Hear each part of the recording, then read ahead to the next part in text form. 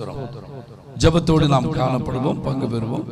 இன்னைக்கு ஜெபத்தை குறித்தே ஸ்தோத்திரம்.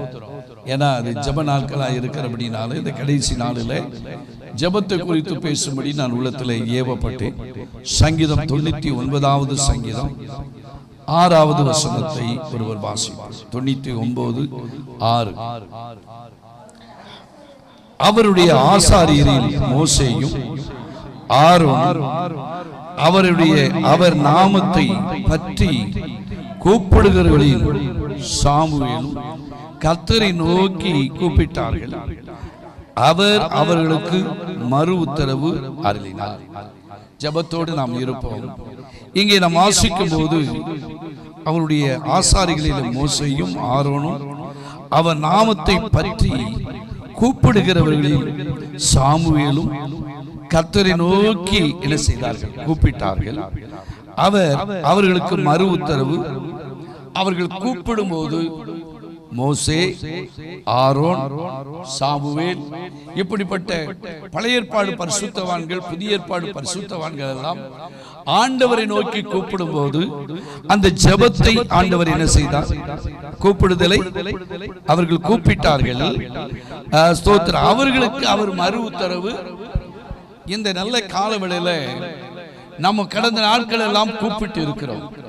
அந்த கூப்பிடுதலுக்கு ஆண்டவர் என்ன கொடுப்பார்? மறு உத்தரவு அருளுகிற தேவன் என்று சொல்லி நாம் பார்க்கிறோம். அல்லேலூயா. ஜெபத்தை கேட்கிறவர் என்று சொல்லி வேதத்தில் நாம் வாசிக்கிறோம். இன்னொரு வசனம் வாசிப்போம். 118வது சங்கீதம் 5வது வசனத்தை வாசிங்க. 118:5. நெருக்கத்திலிருந்து நான் கர்த்தரை நோக்கி என்ன செய்தேன்? கூப்பிட்டேன். கர்த்தர் என்னை கேட்டருளி விசாலத்திலே. அப்ப கர்த்தரை நோக்கி நம்ம கூப்பிடும் போது அந்த ஜெபத்தை கர்த்தர் கேட்டு நம்மளை எங்க கொண்டு வைப்பாராம்? விசாலத்திலே வைப்பார். அல்லேலூயா.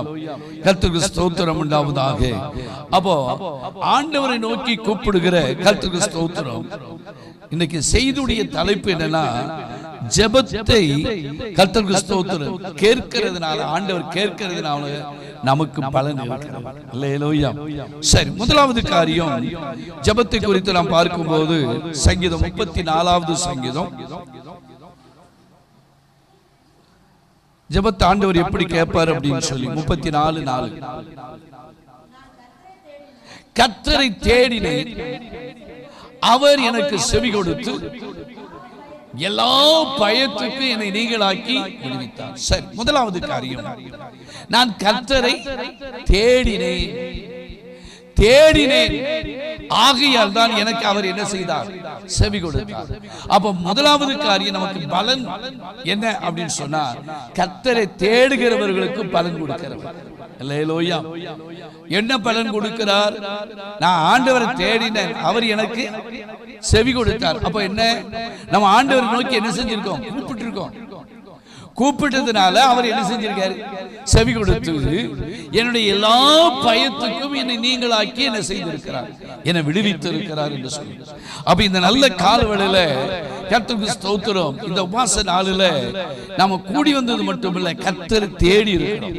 ஒரு மனுஷனை தேடல, வேறு சபையை தேடி வரல, கர்த்தரை தேடி வந்ததுனால நம்ம ஸ்தோத்திரம்.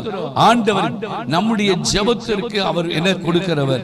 பதில் கொடுக்கிறவராக இருக்கிறார். அல்லேலூயா. அதான் 40வது சங்கீதத்துல முதலாவது வசனம் என்னது? 40:1. கர்த்தருக்காக நான் பொறுமையோடு நான் காத்திருந்தேன், அவர் என்னிடமாய் சாய்ந்து என் கூப்பிடுதலை என்ன செய்தார்? பொறுமையா 21 நாள் வந்திருக்கோம். அல்லேலூயா. நம்முடைய கூப்பிடுதலை ஆண்டவர் என்ன செய்திருக்கிறார்? எல்லாருக்கும் அந்த பொறுமை வராது. 21 நாள் வருவா. 21 நாளுக்கு வேலை வெட்டி இல்லாதவங்க போவாங்க. நம்ம போய் என்ன செய்ய முடியாது? போக முடியாது. எழுகிற ஆட்கள். ஆனா கர்த்தருக்காக பொறுமையோடு நான் காத்திருந்தேன், அவர் என்னிடமாய் சாய்ந்து என் கூப்பிடுதலை என்ன செய்தார்? அப்போ முதலாவது காரியம், கர்த்தரை யார் தேடுகிறார்களோ தேடுகிறவருடைய கூப்பிடுதலை ஆண்டவர் என்ன செய்வார்னா கேட்கிற தேவன். அதுக்கு எரேமியா என்ன சொல்றாரு பாருங்க. எரேமியா தீர்க்கதரிசன புஸ்தகம் 29:12-13. எரேமியா 29வது அதிகாரம் 12வது வசனம். அப்பொழுது நீங்கள் கூடி வந்து என்ன நீங்க என்ன செஞ்சிருக்கீங்க? தொழுது கொண்டு என்னை நோக்கி நீங்க விண்ணப்பம் பண்ணுவீர்கள். அவன் தருவார தரமாட்டார? தருவார். நீங்க கூடி வந்திருக்கீங்க, சபையாராய் கூடி வந்திருக்கிறீங்க. கூடி வந்து நம்ம என்ன பண்ணி இருக்கிறோம்? விண்ணப்பம் பண்ணி இருக்கிறோம். அவரை தொழுது கொண்டு விண்ணப்பம் பண்ணி இருக்கிறோம். ஆனா நம்முடைய கூப்பிடுதலுக்கு ஆண்டவர் என்ன செய்வாரா? செவி கொடுப்பேன் என்று சொல்கிறார். அல்லேலூயா. அவன் முதலாவது காரியம், கர்த்தரை தேடுகிறவர்கள் கூப்பிடும் போது, கர்த்தர் தேடுகிறவர்கள் கூப்பிட்டாதான், தேடுகிறவர்கள் தான் கண்டடைவார்கள். அல்லேலூயா. தேடுங்கள், அப்பொழுது நீங்கள் என்ன செய்வீர்கள்? அப்ப தேடுகிறவர்களுடைய கூப்பிடுதலை கண்டிப்பாக கேட்டு அவர் பதில் தருகிறவராக இருக்கிறார். அல்லேலூயா. சரி, இரண்டாவது காரியம், நம்முடைய ஜெபத்தை ஆண்டவர் எப்படி கேட்பார் அப்படின்னு சொன்னா அதற்கு பலன் என்ன அப்படின்னு 2 நாளாகவும் நமக்கு தெரிந்த வசனம் தான். 7வது அதிகாரம் 14வது வசனம். நம்முடைய ஜெபம் கேட்கப்படுவதற்கு பலன் கொடுப்பதற்கு 14. என் நாமம் தரிக்கப்பட்ட என் ஜனங்கள் தங்களை தாழ்த்தி, இந்த வசனம் நமக்கு தெரிந்த வசனம் தான். ஜெபம் பண்ணி என் முகத்தை தேடி தங்களுடைய பொல்லாத வழிகளை விட்டு திரும்பினால் அவருடைய பாவத்தை மன்னித்து தேசத்துக்கு சேமத்தை, தேசத்துக்கு மாத்திரமல்ல நம்முடைய குடும்பத்துக்கு சேமத்தை தருவார். அல்லேலூயா. அப்ப என்ன செய்யணும்? கர்த்தர் பக்கமா திரும்பணும். முதலாவது கர்த்தரை தேடும் போது நமக்கு செவி கொடுப்பார். இரண்டாவது கர்த்தருக்கு ஸ்தோத்திரம். நம்ம என்ன செய்யணும்? அவர் பக்கமா என்ன செய்யணும்? திரும்பணும். இன்னைக்கு அநேகர் எங்கெங்கெல்லாம் திரும்பி வாழ்க்கை இஷ்டம் போல வாழ்கிறதை நாம் பார்க்கிறோம். ஆனா என் நாமம் தரிக்கப்பட்ட என் ஜனங்கள் தங்களை தாழ்த்தி ஜெபம் பண்ணி தன் முகத்தை தேடி தங்கள் பொல்லாத வழிகளை விட்டு திரும்பி, நம்முடைய ஜெபம் கேட்கப்பட வேண்டுமானால் பொல்லாத வழிகளை விட்டு என்ன செய்யணும்? திரும்பி இருந்தால் பரலோகத்தில் இருக்கிற நான் என்ன செய்வேன்? கேட்டு அவனுடைய பாவத்தை மன்னித்து அவருடைய தேசத்துக்கு சேமத்தை. அப்போ என்ன செய்யணும்? ஆண்டவர் பக்கமா திரும்பணும். அல்லேலூயா. யார் திரும்பணும்? அவருடைய ஜனங்கள் திரும்பும் போது தேசத்துக்கு சேமம், நம்முடைய ஒவ்வொரு ஸ்தோத்திர குடும்பங்களுக்கும் ஆண்டவர் சேமத்தை தர முடியும். அல்லேலூயா. கர்த்தருக்கு ஸ்தோத்திரம் உண்டாவதாக. அப்போ தேவ பிள்ளைகளா இருக்க நம்முடைய வாழ்க்கையில ஆண்டவர் பக்கமா நம்ம திரும்பிட்டோம்னா கண்டிப்பா நம்முடைய ஜெபத்தை எல்லாவற்றையும் ஆண்டவர் நிச்சயமாய் அவர் கேட்கிற தேவனாய் இருக்கிறார். அல்லேலூயா. கர்த்தருக்கு ஸ்தோத்திரம். இன்னைக்கு பொல்லாத வழிகளை விட்டு ஜனங்கள் என்ன செய்யல? திரும்பல. அதனால இன்னைக்கு ஜெபம் கேட்கப்படல. பொல்லாத வழிகளை விட்டு திரும்பி ஆண்டவரை நோக்கி உண்மையாய் கூப்பிட்டால் அதற்கு ஆண்டவர் மறு உத்தரவு என்ன செய்வார்? யோபின் புத்தகத்தில் 22-23 வாசிங்க. 22வது அதிகாரம் 23வது வசனம் 24வது.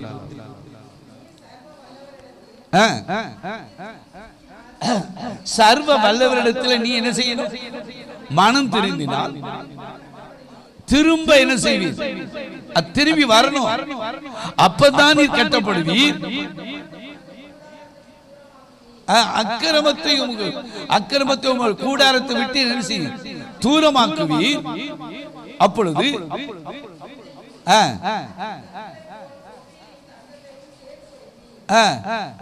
அப்போ எதை சேர்த்து வைக்கமா? பொன்னையும் ஆற்று கற்களை போல உப்புரின் தங்கத்தையும் நீர் என்ன செய்வீர்? சேர்த்து வைப்பீர்.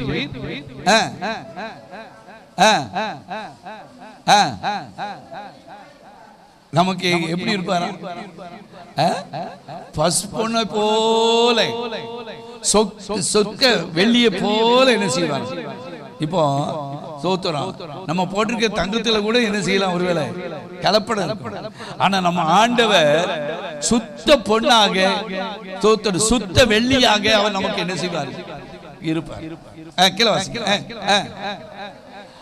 சர்வ வல்லவர் மேல மனமகிழ்ச்சியா இருந்து தேவனுக்கு நேராக உம்முடைய முகத்தை ஏறெடுப்பி நீர் அவர்கள் நோக்கி விண்ணப்பம் பண்ண அவர் உமக்கு என்ன செய்வார்? அப்ப ஆண்டவர் நம்முடைய ஜெபத்தை கேட்பதற்கு என்ன செய்யணும் அப்படின்னு சொன்னா, அவருக்கு நேராக நம்முடைய முகத்தை நம்ம ஆண்டவருக்கு நேராக என்ன செய்யணும்? திருப்பிட்டோம் சொன்னா நம்முடைய ஜெபத்தை அவர் என்ன செய்வார்? கேட்பார். அல்லேலூயா. அதான் முதல்ல மோசே, ஆரோன், சாமுவேல் இவங்க என்ன செய்த? கர்த்தரை நோக்கி கூப்பிட்டாங்க. அவர்களுக்கு நீர் என்ன செய்தீர்? மறு உத்தரவு அருளினீர் என்று சொல்லிப்பார். அப்ப இரண்டாவது காரியம் என்னன்னு சொன்னா, தேவனுடைய பக்கத்துக்கு யாரெல்லாம் திரும்புகிறார்களோ அவர்களுக்கு ஆண்டவர்களுடைய கூப்பிடுதலை ஆண்டவர் என்ன செய்கிறார்? கேட்டு அவர்களை ஆண்டவர் கனப்படுத்துகிறார். அல்லேலூயா. மூணாவது காரியம் என்ன என்று சொல்லி பார்ப்போம். ஸ்தோத்திரம். நம்முடைய ஜெபத்திற்கு ஆண்டவர் பதில் தருவாரா? பலனுக்கு எப்படி கிடைக்கும் என்று சொல்லி மத்தேயு 21வது அதிகாரம் 22வது வசனம். நீங்கள் விசுவாசம் உள்ளவர்களாய் ஜெபத்திலே எவைகளை கேட்கிறீர்களோ எல்லாவற்றையும் என்ன செய்ய பாருங்க. நீங்க விசுவாசம் உள்ளவர்களாகி ஜெபத்திலே எவைகளை கேட்பீர்களோ அவையெல்லாம், அப்ப ஜெபத்திலே எவைகளெல்லாம் நம்ம கேட்கிறோமோ அதெல்லாம் பெற்றுக்கொள்ளணும்னு என்ன செய்ய தெரியுமா? விசுவாசம் உள்ளவர்களா. மூணாவது எப்படி இருக்கணும்? விசுவாசத்தோடு நம்ம ஜெபம். எல்லாரும் போறாங்க, நானும் போறேன். எல்லாரும் ஜெபம் பண்ணாங்க, நானும் ஜெபம் பண்ணேன். கர்த்தருக்கு ஸ்தோத்திரம். சும்மா வெறும் பாரம்பரியம் 21 நாளும் நான் தவறாம போனங்கிறதுக்காக அல்ல. நம்ம ஸ்தோத்திரம். நம்முடைய ஜெபம், ஒவ்வொரு நாளும் ஜெபிக்கிற ஜெபம், விசுவாசத்தோடு ஜெபிக்கிற ஜெபத்திற்கு ஆண்டவர் பதிலை தருவார் என்று எண்ணத்தோடு நாம் வரும்போது அந்த விசுவாசம் உள்ள ஜெபம் நிச்சயமாய் அதற்கு பதில் உண்டு. அல்லேலூயா. மனுஷனை தேடி வரல, நம்ம தெய்வத்தை தேடி வந்திருக்கிறோம். கர்த்தருக்கு ஸ்தோத்திரம். ஆகையால நமக்கு விசுவாசத்தோடு நம்ம கடந்து வந்திருக்கிறோம். அதற்கு ஏற்ற பலனை ஆண்டவர் நிச்சயமாய் தருவார். அல்லேலூயா. கர்த்தருக்கு ஸ்தோத்திரம். விசுவாசத்தோடு நாம் ஜெபிப்போம், ஆனால் வருகிற நாட்களிலே ஒரு மிகுதியான பலனை நாம் பெறப்போகிறோம். அல்லேலூயா. ஏன்னா விசுவாசிக்கிறவர்களுக்கு எல்லாமே ஆண்டவர் கேட்கிறார். நீ விசுவாசிக்கிறாயா? நீ விசுவாசித்தால் தேவனுடைய மகிமை என்ன செய்வாய்? காண்பாய். உன் விசுவாசத்தின்படியே உனக்கு என்ன செய்து ஆக கடவுது என்று சொன்னார். அப்போ ஜெபத்தில விசுவாசத்தோடு ஜெபத்தில எவைகளை கேட்கிறோமோ அதை பெற முடியும். அதற்கு இன்னொரு வசனம் கூட வாசிப்போம். யாக்கோபுல 5வது அதிகாரம் 15வது வசனத்தை வாசிப்போம். 5:15. அப்பொழுது விசுவாசம் உள்ள ஜெபம், அது எவ்வளவு பெரிய வியாதி உள்ளவர்களா இருந்தாலும் சரி, அவர்களை ரட்சிக்கும். கர்த்தர் அவனை அப்படிப்பட்ட வியாதியிலிருந்து அவனை என்ன செய்வார்? எழுப்புவார். அவன் பாவம் செய்தவன் ஆனா அது அவனுக்கு மன்னிக்கப்படும். நீங்கள் சுத்தமடையும்படிக்கு உங்கள் குற்றங்களை ஒருவருக்கு ஒருவர் அறிக்கையிட்டு ஒருவருக்காக ஒருவர் என்ன செய்ய ஜெபம் பண்ணுங்கள். நீதிமான் செய்யும் ஊக்கமான ஜெபம் மிகவும் அது எப்படி இருக்கு? பலனுள்ளதா இருக்கு. அல்லேலூயா. அவ ஊக்கமான விசுவாசம் உள்ள ஜெபம் பிணியாளிகளை என்ன செய்யும்? நேற்று ஸ்தோத்திரம் நம்ம எல்லாரும் ஜெபம் பண்ணோம். அந்த தம்பி ஆஸ்பத்திரியில் இருக்கிற இந்த தூத்துக்குடியில் நானும் ஜெபி அவங்க கணவர் 3 பேரும் உள்ள போய் பார்த்து உள்ள ஜெபம் பண்ணோம். ஸ்தோத்திரம். அவர் வெளியே வந்த உடனே சொன்னாரு, உங்க எல்லாரும் பிரேயர்னால தான் என் பையன் படைத்து இருக்கிறாரு. ஸ்தோத்திரம். நேற்று நாங்கள் போகும்போது தூங்கிட்டு இருந்தான். இப்போ நல்லா பேசி இன்னைக்கு நாளைக்குள்ள வெளியே கொண்டு வந்துடுவாங்க. கர்த்தருக்கு ஸ்தோத்திரம். பிரேயர் தாங்கி இருக்கிறது என்று சொல்லி கர்த்தருக்கு ஸ்தோத்திரம். சகோதரன் சொல்லும்படி கர்த்தர் உதவி செய்யுது. நம்ம கடந்த 2-3 நாட்களாக ஞாயிற்றுக்கிழமை அந்த பையன் கொண்டு வந்ததிலிருந்து நம்ம ஜெபித்து கொண்டு இருக்கிறோம். கர்த்தருக்கு ஸ்தோத்திரம். ஆனால் நம்முடைய ஜெபம் ஒரு நாள் வீண் போகாது. அல்லேலூயா. நல்ல இந்த இடத்துல அடிச்சு, இந்த இடத்துல தையல் போட்டிருக்காங்க, காலில் பெருவிரலுக்கு அடுத்த விரல்ல ஒரு புண்ணு, அது கீழே விழுந்ததுல இதாயிருக்கு, மாடு குறுக்க பாஞ்சு. ஸ்தோத்திரம்.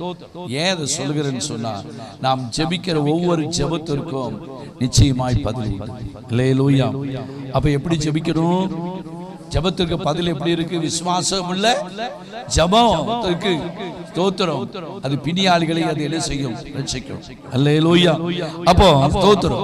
ஜபத்தை நம்ம என்ன செய்யணும்? விசுவாசத்தோடு ஜெபிக்கிற ஜபத்திற்கு கர்த்தர் பதிலை தருவார். நாலாவது காரியம், நம்முடைய ஜபத்திற்கு எப்படி பலன் இருக்கிறது, எப்படி ஜெபம் பண்ணணும் அப்படின்னா, 145வது சங்கீதம் 2 காரியத்தை சொல்லி நான் முடிச்சிடலாம். 145:18.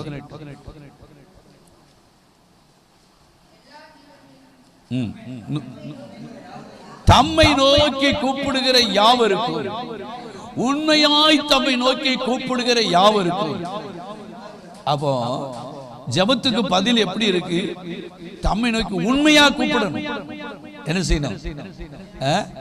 ஸ்தோத்திரம்.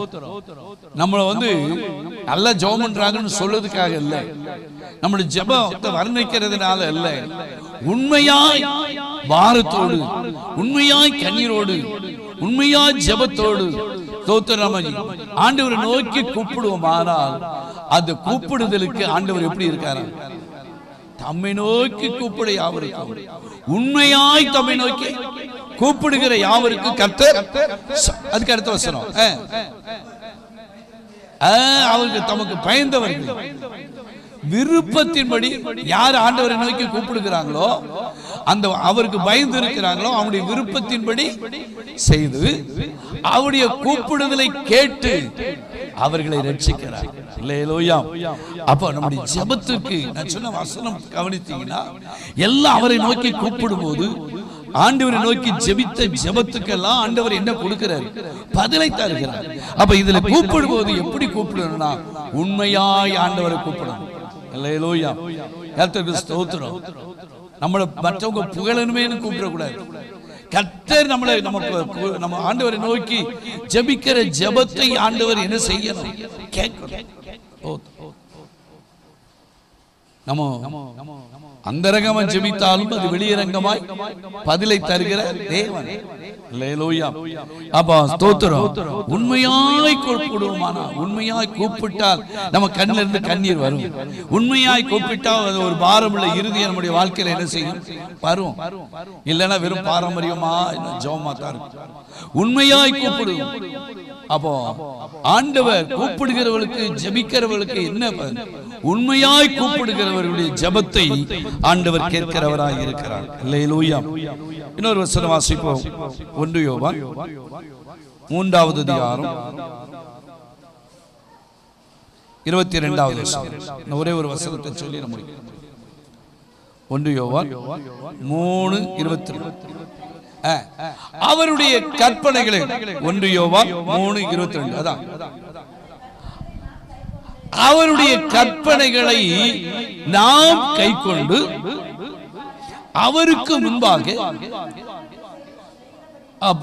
அவருக்கு முன்பாக பிரியமானவைகளை செய்கிறபடினாலே நாம் வேண்டிக் கொள்கிறது எதுவோ அவராலே நாம் பெற்றுக் கொள்கிறோம். அப்போ 5வது காரியம் என்ன செய்யணும்? அவருடைய கற்பனைகளை கை கொண்டு நடக்கணும். கேட்கிறவர்களாய் மாத்திரமல்ல, அதன்படி செய்கிறவர்களாய் நடக்கிறவர்களாய் இருக்கு. கேட்பாங்க, ஆனா கை கொண்டு என்ன செய்ய முடியாது? நடக்க மாட்டாங்க. இங்க பாருங்க, அவருடைய கற்பனைகளை நாம் என்ன செய்யணுமா? கை கொண்டு அவருக்கு முன்பாக பிரியமானவைகளை செய்கிறபடினாலே நாம் வேண்டிக் கொள்கிறது என்னதுவோ அதை அவராலே. அப்போ கர்த்தருக்கு ஸ்தோத்திரம். நாம் ஆண்டு சமூகத்திலே ஜெபித்து ஏன் பதில் வரல அப்படின்னு சொன்னா, ஆண்டுடைய கற்பனையை கை கொண்டு அவருக்கு பிரியமானதையே நம்ம என்ன செய்யணும்? செஞ்சுக்கிட்டே இருப்போமானால் நிச்சயமாய் அந்த ஜெபத்திற்கு நிச்சயமாய் பதிலை கர்த்தர் தருவார். அல்லேலூயா. அப்போ ஸ்தோத்திரம். 5வது தேவனுடைய கற்பனைகளை கை கொண்டு என்ன செய்யணும்? நடக்கணும். அது நடப்பதற்கு நம்மளை அர்ப்பணிக்கணும், நம்மளை ஒப்பு கொடுக்கணும். ஆண்டவரே, நம்முடைய கற்பனைகளை கை கொண்டு நான், என் குடும்பம், என் பிள்ளைகள் எல்லாம் என்ன செய்யும்? நடக்கும் என்று சொல்லி ஒப்பு கொடுப்போம். ஆனால் நம்ம என்ன ஜெபிக்கிறோமோ, என்னத்தை வேண்டிக் கொள்கிறோமோ, அதை நிச்சயமாய் கர்த்தர் என்ன செய்வார்? தருவார். அல்லேலூயா. கர்த்தருக்கு ஸ்தோத்திரம் உண்டாவதாக. சரி, ஆறாவது காரியம், ஒரே ஒரு காரியத்தை சொல்லி முடிக்கிறேன். ஏசாயா தீர்க்கதரிசன புஸ்தகம், நம்முடைய ஜெபத்தை ஆண்டவர் எப்படி கேட்கிறார் பாருங்க. 41:17. 41 ஏசாயா 41:17. சிறுமையும் எளிமையுமானவர்கள்